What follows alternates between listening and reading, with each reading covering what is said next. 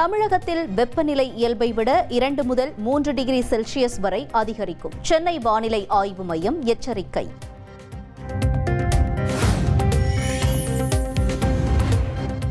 சென்னையில் ஆபரண தங்கத்தின் விலை சவரனுக்கு 440 ரூபாய் உயர்வு. 1 கிராம் தங்கம் 8065 ரூபாய்க்கும், ஒரு சவரன் 64,520 ரூபாய்க்கும் விற்பனை.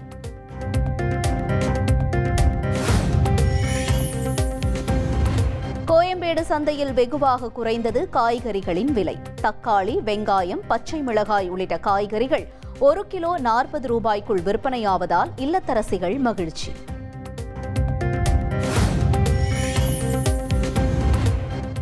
நாடாளுமன்ற தொகுதி மறுசீரமைப்பை தமிழகம் கடுமையாக எதிர்ப்பதாக அனைத்துக் கட்சி கூட்டத்தில் தீர்மானம் நிறைவேற்றம்.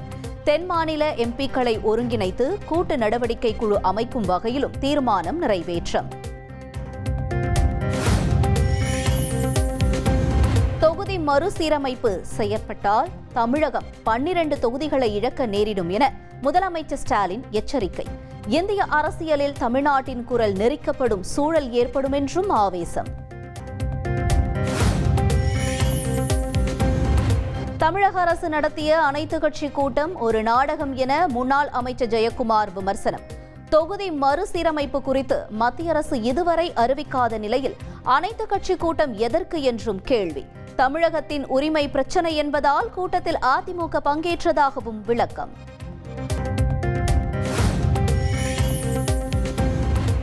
அனைத்துக் கட்சி கூட்டம் முழுக்க முழுக்க தமிழ்நாட்டின் நலன் சார்ந்தது. இதில் அரசியல் உள்நோக்கம் எதுவும் இல்லை என அமைச்சர் தங்கம் தென்னரசு பேட்டி.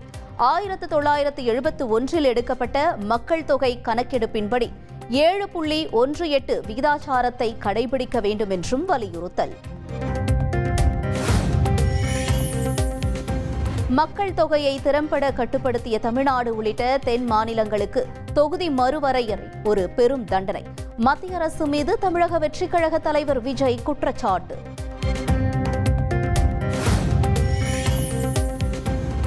மாநிலங்களுக்கு சுயாட்சியும் நிதி சுதந்திரமும் வழங்குவதே இந்தியா என்ற கூட்டு குடும்பத்தை ஒற்றுமையாக நிலைத்திருக்க செய்யும் ஜனநாயக வழி.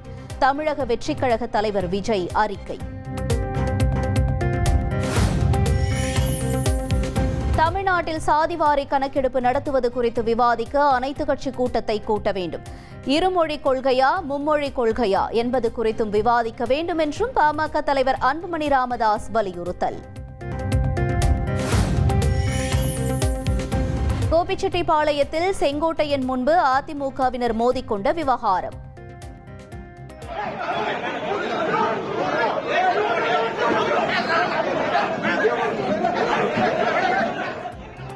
கூட்டத்தில் வாக்குவாதத்தில் ஈடுபட்ட நபருக்கும் கட்சிக்கும் எந்த சம்பந்தமும் இல்லை என செங்கோட்டையன் விளக்கம்.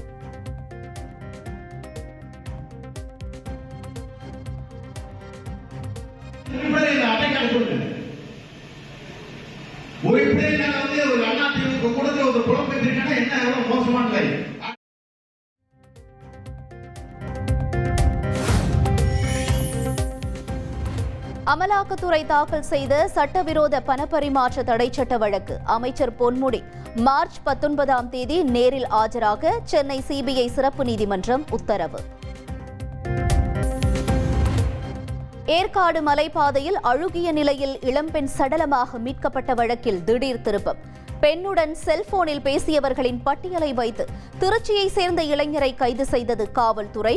குளிர்பானத்தில் விஷம் கலந்து கொடுத்தும் வீரியம் கொண்ட மயக்க ஊசியை நரம்பில் செலுத்தியும் கொலை செய்ததாக காதலன் பகீர் வாக்குமூலம்.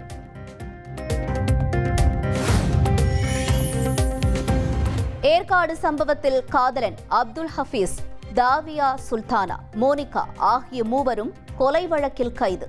திருமணம் செய்ய வற்புறுத்தியதால் லோகநாயகியை 2 காதலிகளின் உதவியுடன் தீர்த்து கட்டியது விசாரணையில் அம்பலம்.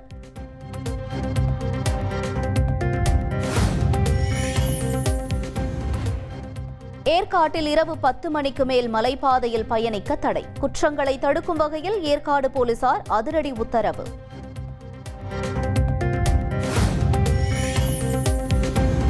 திருப்பூர் மாவட்டம் புதூர் பிரிவு SBI வங்கியை முற்றுகையிட்ட வாடிக்கையாளர்கள். ஒரே நேரத்தில் 50க்கும் மேற்பட்டோரின் கணக்குகளிலிருந்து பணம் எடுக்கப்பட்டதாக குற்றச்சாட்டு. வங்கியில் பெரும் தொகையை கடனாக பெற்று செலுத்தாதவர்கள் மீது நடவடிக்கை எடுக்காத வங்கிகள் சாதாரண மக்கள் மீது கடுமையான நடவடிக்கைகளை எடுக்கிறது.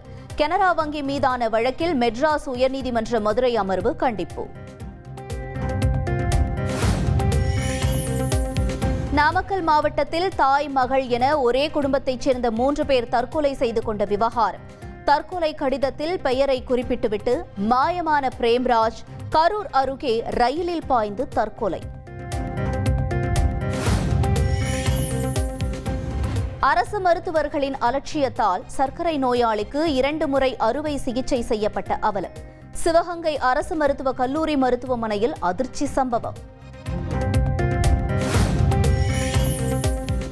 கடந்த 2 மாதங்களில் உயர்நீதிமன்ற மதுரை அமர்வில் மட்டும் 550 அவமதிப்பு வழக்குகள் தாக்கல்.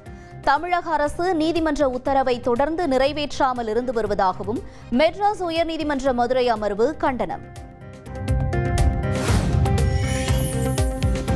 உதகையில் 13 வயது சிறுமியிடம் ஆபாச படங்களை காட்டி பாலியல் வன்கொடுமை செய்த கொடூரன். பள்ளியில் நடந்த பாலியல் விழிப்புணர்வு நிகழ்ச்சியின் போது வெளிவந்த உண்மை. வெளியில் சொன்னால் கொன்று விடுவேன் என்று மிரட்டிய சிறுமியின் உறவினரை கைது செய்து சிறையில் அடைத்தது காவல்துறை. சென்னையில் வாகன சோதனையில் இருந்த காவல் உதவி ஆய்வாளரின் வாக்கி டாக்கியை பறித்த இளைஞர்கள் கைது.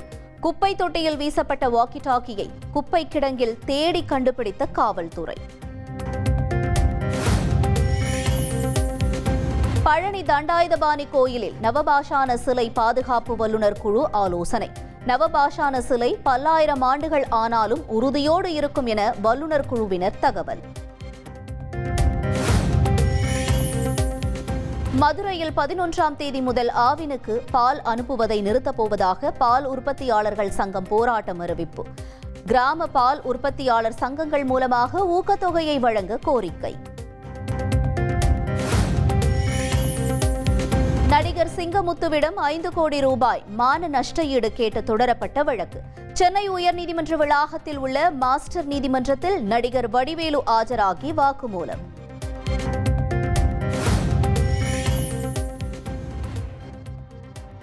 நீதிமன்றத்தில் விசாரணைக்கு ஆஜரான நடிகர் வடிவேலுவுடன் போட்டி போட்டு புகைப்படம் எடுத்த நீதிமன்ற ஊழியர்கள். நீண்ட நேரம் காத்திருக்க பொறுமையின்றி விசாரணை அறைக்கே சென்று செல்ஃபி எடுத்ததால் பரபரப்பு.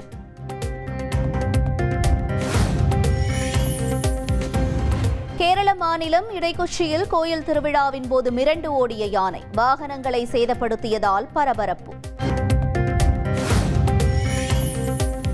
பிரேசில் நாட்டின் ரியோ டி ஜெனிரோவில் களை கட்டிய புகழ்பெற்ற சம்பா நடன திருவிழா. வண்ணமயமான திருவிழாவை கண்டு பொதுமக்கள் குதூகலம்.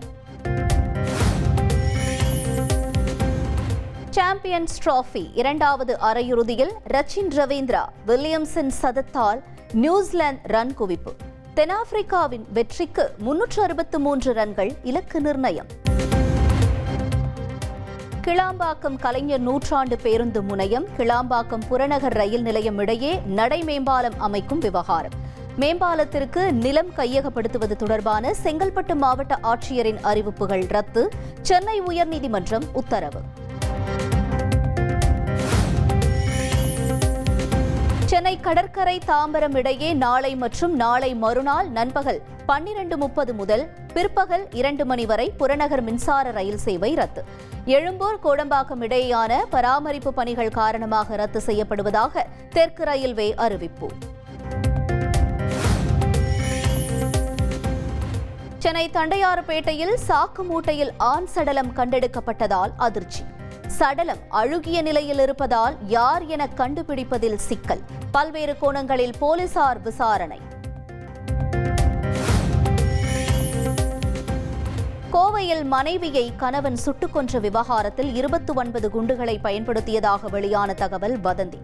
ஒரே குண்டு மட்டுமே பயன்படுத்தப்பட்டதாக காவல்துறை விளக்கம்.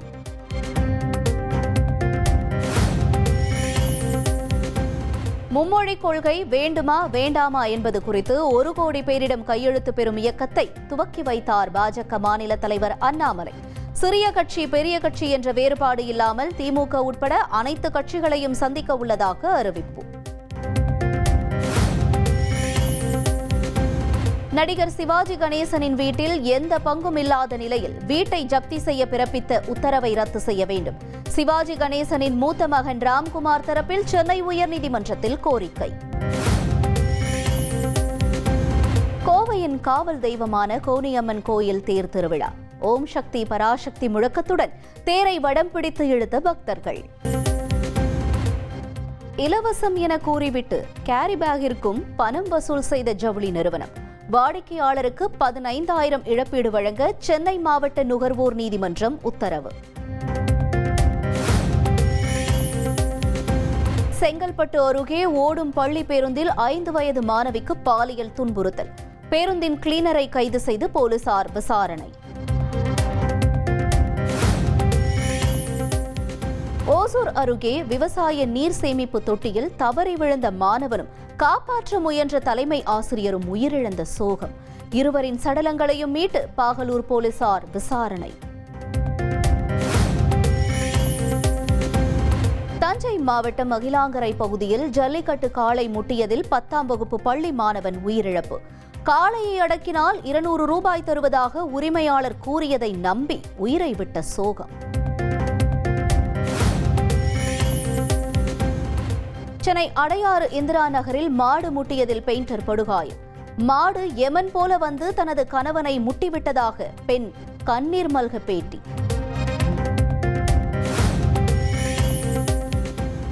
சிவகங்கையில் ஹோட்டலில் சிக்கன் சாப்பிட்ட ஒரே குடும்பத்தைச் சேர்ந்த 4 பேர் உடல்நலக்குறைவால் மருத்துவமனையில் அனுமதி. கெட்டுப்போன இறைச்சிதான் உடல்நலக்குறைவுக்கு காரணம் என பாதிக்கப்பட்ட பெண் குற்றச்சாட்டு.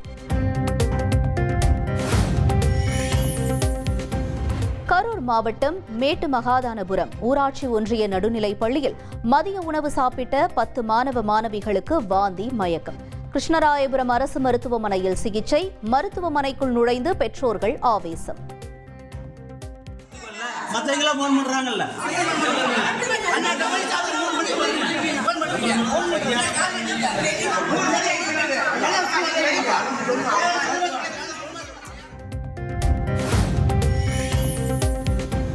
முதுமலை வனப்பகுதியில் கடும் வறட்சி நிலவுவதால் சாலையின் இருபக்கமும் தீத்தடுப்பு கோடுகள் அமைக்கும் பணிகள் மும்முரம். வனத்தில் உள்ள தண்டுமாரியம்மன் கோயிலில் பூஜை செய்து பணிகளை தொடங்கியது வனத்துறை.